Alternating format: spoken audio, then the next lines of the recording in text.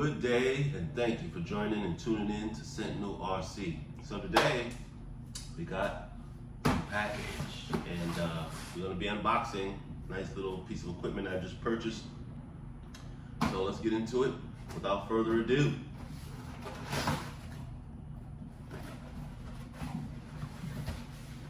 So I was searching around. I liked my radio, but it just doesn't have the range that I like to have on it. And I found that, driving my car further and further, I was actually losing signal, and the car would just be spazzing out, pulling hard right, pulling hard left, slamming into here, and glitching, right? And then the closer I get back, to the radio, the more control I had again. So I wanted to, improve on the radio so that way I didn't have that sort of issue going forward. So got online, I found one, and voila. So we got the Radiolink RC6GS V3. So this is a pretty cool one. A lot of features on it, programmable features that drew me to this particular model. There's another higher one, which is like the RC6S or some X, or some RCX, whatever. A little bit bigger screen, but pretty much everything else is the same. It's a little bit heavier. So let's get into it and take a look and see what we have. So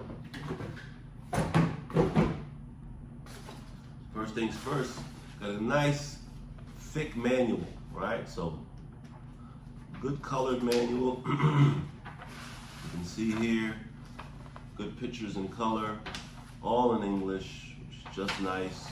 Shows you some of the features and how to program this guy here. So it looks like it's going to be a pretty in-depth radio for your RC application, whether it be a boat, plane, robots, what have you.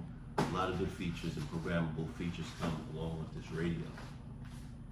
And they're found here in this book, and this book is pretty intensely detailed from setup to programming. So I'll be spending some time doing that.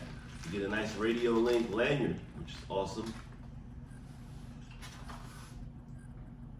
Got our telemetry cable. So what really drew me to this particular model radio was the fact that we could have a telemetry cable, which would allow me to see battery voltage along with a few other things. So that was one of the awesome features. Little bit annoyed that it has these XT60 connectors on it, especially when I'm running, EC5s and IC5 connectors. So I have myself a few EC5 to XT60 adapters, and so that won't be an issue, other than the fact that these are like additional cables, and so that whole energy transfer thing could be disrupted slightly, potentially.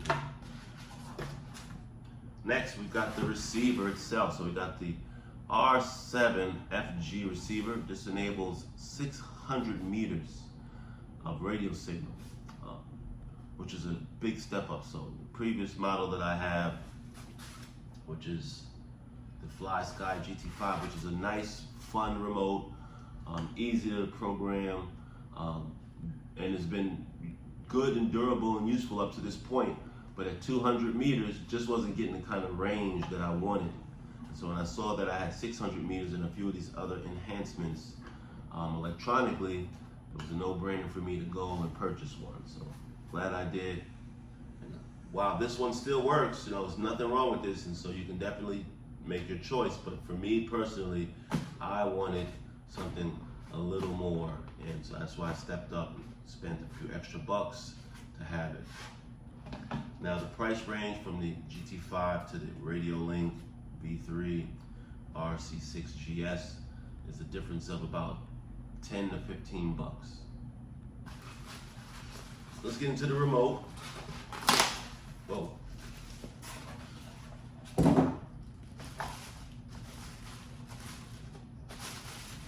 All right, here we have it. RC6GS. So foldable antenna, which is cool. Keep it in any position you like. Nice display screen, as we saw in the manual, that it lights up with that teal backlighting, which is fine. Nice wheel here with the foam rubber around the front of it. Seems pretty sturdy and steady. A lot of programmable features here with this remote. I like the way this remote looks and feels. Got our battery tray, and underneath the battery tray, we have the option to insert a LiPo battery because it has a JST plug. So that's a cool feature. And we get that perched right back in. That way, you know, the rechargeable LiPos, here's batteries, a little bit more efficient and effective as opposed to just keep buying these single cell batteries from Energizer and Duracell and spending a lot of bread on those guys. So think about getting yourself a LiPo battery for your radio if you haven't done so already. So I'm going to be spending some time getting into the manual and learning how to operate this guy. This guy looks all the part, good strong radio, and can't wait to get out there and test the range on it and just enjoy this bit of technology that I have at my hands now.